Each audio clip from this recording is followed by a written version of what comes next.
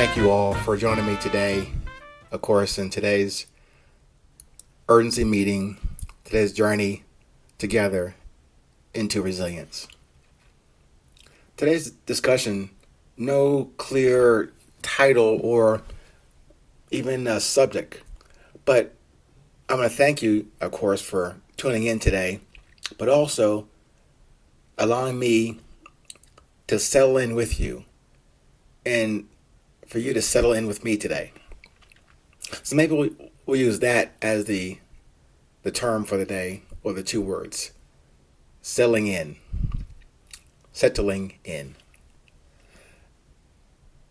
I think it's worth a conversation, interpersonally or with yourself, about when you are doing something, maybe over a period of time, maybe a brand new effort you're executing, and you're settling in to the groove, the vibe, the routine, the environment, the flow. And you settle into what's happening. You're getting the feeling, you're getting some sort of a comfort zone to do what you're doing, almost like, say, an autopilot. But it's not really autopilot. You are doing it. You are attentive to what you're doing. I'm making a presumption here that what you're doing is intentional and you intend to make progress. Notice I didn't say to get to a certain result or end game or award or trophy.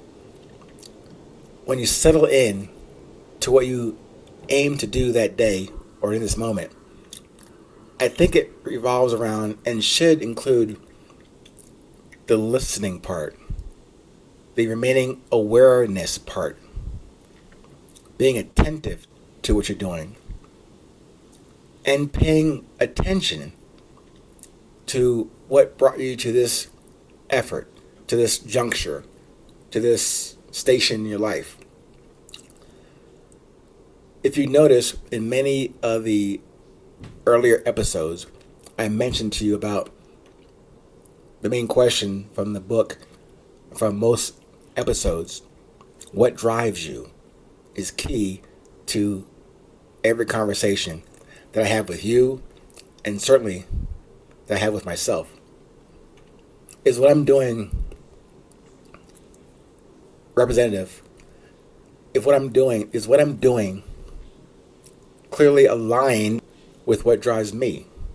I mentioned to you, if you go back in the library of the 820 Enterprise episodes, you'll notice that infrastructure about what drives me comes from two key components, almost like the building blocks: my desire, my discipline, then my drive, leading me to ask myself that question: what drives me? Of those two things leading up to the drive, the desire and the discipline leading up to the drive, are those three things aligned? Those three D's, are they aligned truly in what I'm doing this day, this moment? If not, then of course that misalignment will be wobbly. There'll be no balance. Certainly I could do some things that seem interesting, seem engaging or interesting, or maybe titillating for this moment. And I probably could do them. But the value in that question about progress: have I made that happen? Am I making that happen? Or am I just, dilly-dallying and being distracted and diverted from what I understand of my purpose and my message? Of course, easy to put this on paper, easy even to put it on the back of a napkin, and maybe even easier to cite it and recite it to you in this episode. But it comes down to the practice. That's where that middle D, discipline, comes into play. Both ends of those three D's, desire and drive. those can be pretty much defined based upon, as I also have said in the book, what do I enjoy doing? What do I do well? And then matching those two columns for the third column to say, if those two things match or aligned, then that is getting closer to my purpose and my message and my mission. But if those two things, that what I enjoy doing and what I do well, don't match up, I just override them with, what's my emotion, what's my, low baseline interest in, being entertained, being addressed, being, patted on the back. Was that the metric? Or should I remember to myself what it is that truly drives me? As I said, just a quick review. What drives me really comes down to those four aspects. And then those four things are collated or combined into one word for me. But, for example, originally, my 4 words of what drives me was music, money, energy, and light. In those 4 words, I converge them into one word to make it easier for me to remember, to remind myself, and then to share with anybody I meet in my travels, called currency. How current am I in that drive on what drives me about money? I don't mean money as far as cash or credit or crypto. I mean, how current am I in being responsible for what I've been given to, quote unquote, spend or save or invest or take care of my bills or put gas in the car? So it's not about money as far as cash, it's about currency.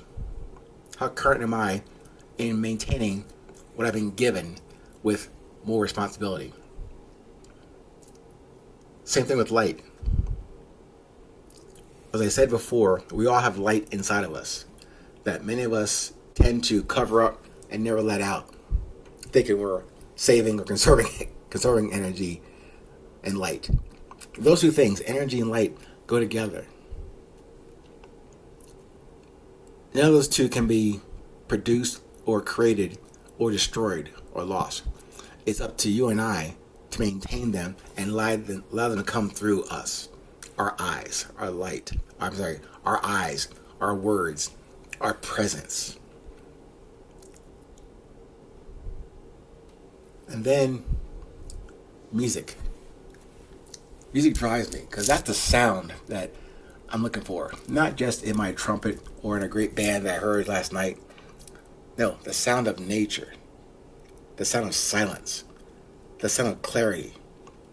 The sound of simplicity. That's the music I'm trying to get across to you about what I'm selling into. So that's selling because it's easy to then sit back and kick your feet up and say, okay, I'm settled. No. Settling in means still doing the work. And that work is, simply put, reviewing for yourself each day in as many moments as you can each day. Ask yourself that question, and whatever you're doing, good, bad, or indifferent, what truly drives you? Stay present. Stay current. No matter where you are in this world, please remember, it is always a